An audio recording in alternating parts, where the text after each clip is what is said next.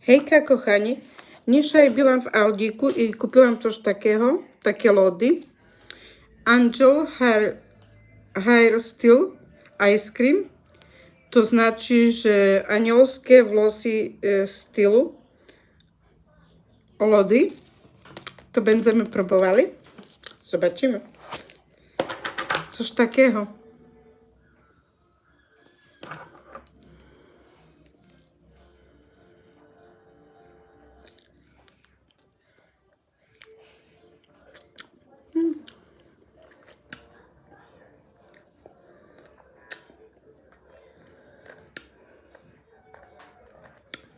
Trochę zimne.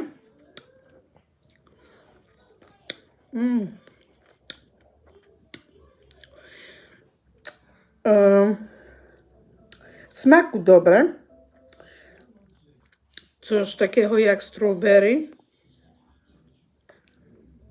I nie wiem. Takie jakby tam coś było, takie kawałki właśnie tych owoców.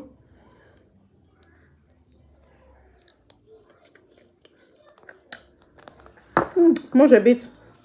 Smacznego, pozdrawiam.